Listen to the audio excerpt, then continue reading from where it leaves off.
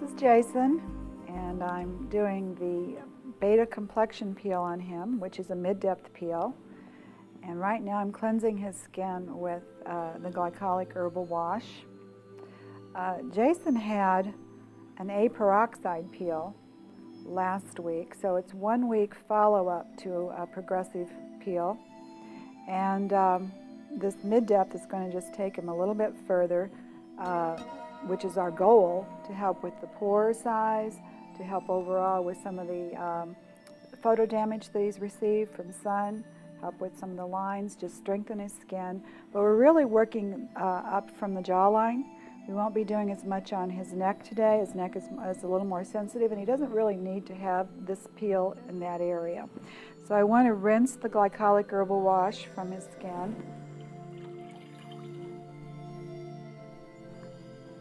And the Beta Complexion peel, this is one of the very first peels I ever did. I've had this peel for about 16, 17 years. It's a great peel. It used to be my primary peel. Of course, many years ago I didn't have as many options, but I would do this on a lot of my working gals. They'd come in on Thursday night and be finished with the procedure and back to work on Monday with maybe just still a little flaking going on. So it's a good mid-depth for many skin types, but we chose it for Jason, and I have it in the sensitive skin section of my book because it works so well as a beta acid peel on a very sensitive skin and a rosacea-prone skin. That's why it works so well on my skin so many years ago, is because I have a tendency to have rosacea, and so it's a very appropriate mask for those skin types.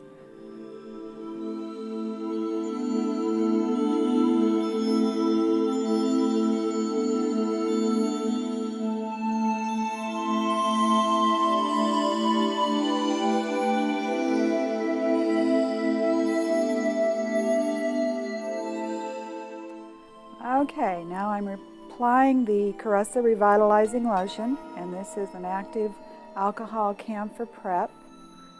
It really defats the skin, removes all those lipids and oils, and it may not be a necessary step for every sensitive skin. If they are very dry sensitive, you may not need to do it. For Jason, we're doing it on him because he's got the comedones. The pores are very tight. And it will help us to get a better absorption from the actual peel. But this does stimulate the skin. It brings up a lot of erythema, and you can see Jason's skin already getting a little pink from this.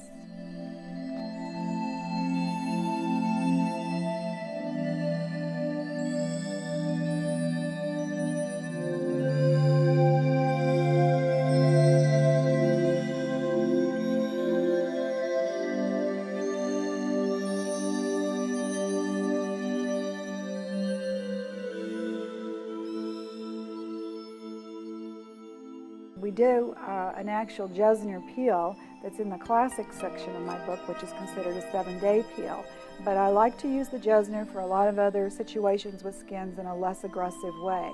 And how I'm going to use it today on his skin with this procedure is to prep the skin with 1 to 2 layers of modified Jesner. And in fact, in your protocol in the book, it does call for 2 layers. And I would typically say that's what you're going to always want to do to get the kind of depth out of this, to create a mid-depth peel.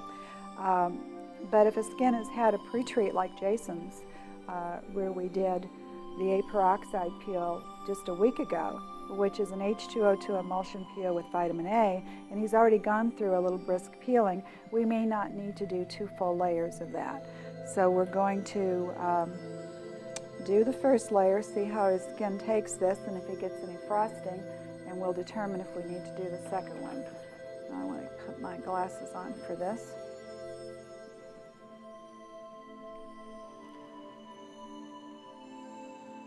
His skin really looks very pretty good now already. That treatment. This is going to be great for you, Jason. You're not going to have any pores when we're done. Now this also gets very warm, and usually the first layers of this are warmer than if you're layering up and doing more than 2. because the skin kind of numbs out after a couple of layers. So I expect him to feel a pretty good heat sensation from this. And his skin is starting to frost already, getting some real lifting. And I can tell he's feeling a lot of heat from this. So he's basically already had a very good aggressive prep, pre-treat, by having done the peel that he has and being a sensitive skin. And so we're going to let this frost up, see how it does, and determine whether or not we want to do the second layer. I really kind of think we don't. The only area I might do a second layer is through the nose a little bit. You doing all right? Can we zoom in on the camera and get this on the forehead where he's really taken up with just this one layer? When you see this coming up like this much of a mass of frosting, you don't want to go over that area again with any of your acids. So we will really avoid all of this with the actual peel itself, and he's going to get some more peeling obviously in this area. So always be prepared with your protocols to adjust to them. Just because it says in the book to do step 1, 2, and 3, if you see something on the skin that is not appropriate for that, then stop or change it or adjust or do a section. Again, that's why I like layering, I like blending, and I like sectioning on the skin, because then you can customize each treatment to the individual skin and what it needs.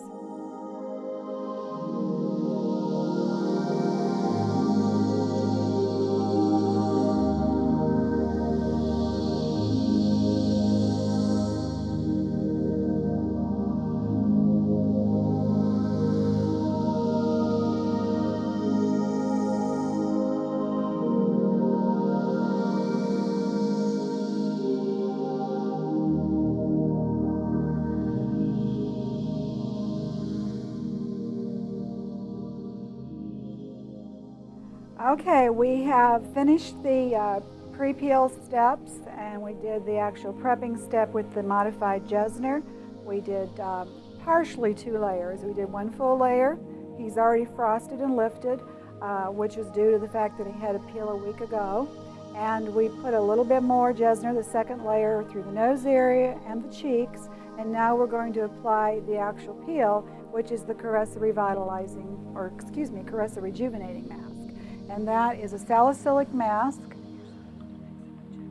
And we've added 1 dropper of Jesner to this, which really boosts this mask. There's several ways to use this salicylic. It can be used straight by itself as a little healing treatment for an acne skin and you're not wanting to have any real depth to it. And then you can use it and prep a little bit with an alpha hydroxy, or as I'm doing today to make it probably the most potent that we can get it, I am mixing the Jesner that we prepped on Jason's skin first, the 2 layers. I put 1 dropper of Jesner into about a teaspoon of the salicylic mask. And then you paint that on with the camel hair brush. And this is an excellent, excellent mask to use for the pores, for enlarged pores, nose, cheek area, chin, forehead. It really helps to refine them, minimize them greatly. Like I said earlier, very good for your rosacea skins, super sensitive skins, but it's also really good for acne, oily. There's so many skins that can use this mixture because salicylic acid is a very user-friendly acid. And the way we have designed this protocol with our initial steps, it is appropriate for those sensitive rosacea skins as well. How you doing, Jason? It's a little hot. This is actually one of my hottest peels. It gets very, very hot, and what you want them to have, the sensation of when this is on is almost like a thumping or a throbbing in the face. And it's a pulsating, actually. And they will feel that after you get this on. And it's usually once that pulsating starts, you let that subside. That tells you the mask is completed, and then you do your removal. And so it can be on anywhere from 5 to 10 minutes. And you notice I avoided this area where he's already lifted with the Jesner. Jason is feeling that pulsating, throbbing sensation that I was talking to you about, and that's always a good thing. You can usually feel the heat in the skin. When that takes place, what's really happening to the skin is a much deeper stimulation. So we're stimulating that skin at the basal layer, and that is what encourages new cell production. And so you want to let it get to that point where you feel that pulsing. And then I let that subside, and when that's gone, I go ahead and do my removal. It could be 5 minutes, it could be 10 minutes. You don't have to time this because salicylic acid is self-neutralizing, and so you don't have to worry about the clock. Just pay more attention to how he's feeling or how your client is feeling and what's going on with the skin. Just know that when this is first put on, it gets so intense. Like I said, it's one of the hottest peels I have, probably besides the French peel. And so the few moments that it does go through that really, really strong heat sensation, just kind of be with them and walk them through it, talk to them, tell them to breathe, to go ahead and just stay calm. And you need to keep your voice very calm, very soothing while they're going through this so that they don't get panicky. Because then once that stops and then you get ready to take it off, they're usually just fine and really very happy with the results and the outcome.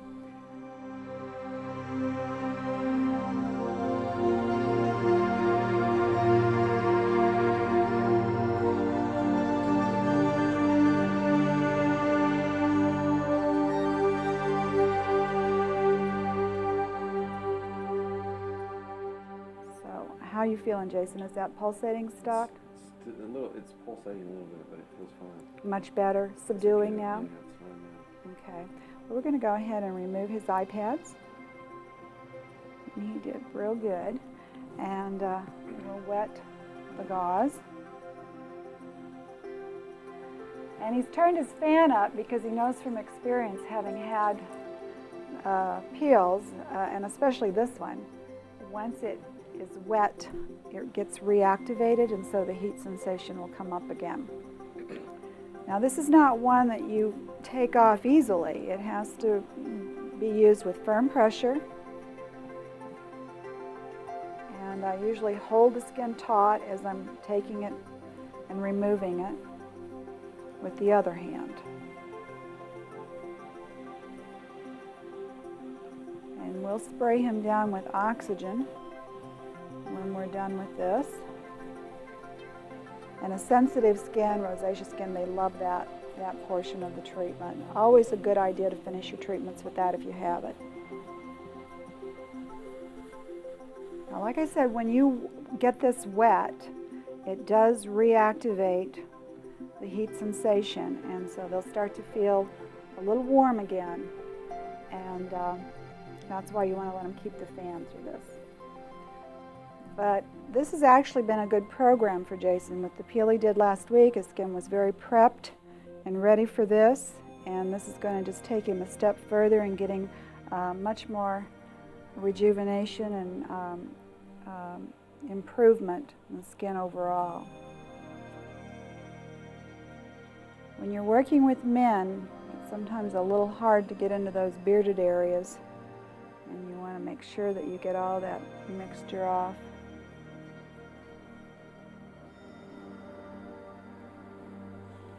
Just check your gauze to see if there's any residue.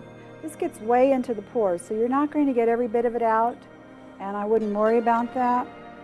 You'll get the surface portion of the mask off the skin, but there's going to be a certain amount of that salicylic that seeps into the pores and remains. And then we let the skin dry.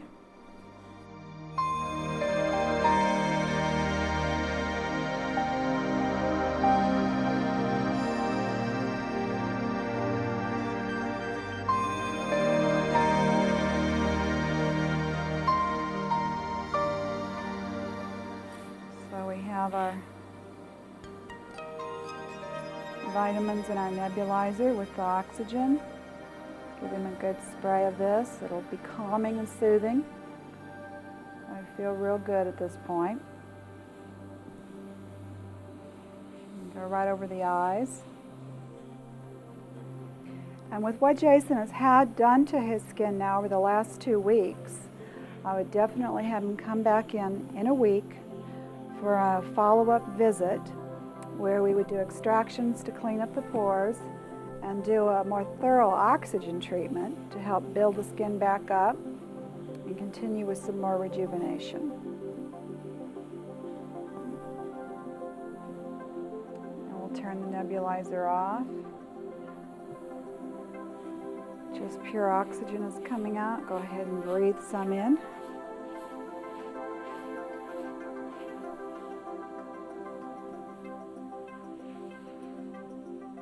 And very good. And look how nice his skin looks. It really looks great for all that he went through. And as hot as it was, as uncomfortable as he was feeling for a while. So this is the Beta Complexion Peel, mid-depth peel, one I've done for so many years, consistently effective for the right skins. And we are going to set Jason up in just a minute, let him have a drink of water, and he'll be ready to go, and we'll see him in 1 week.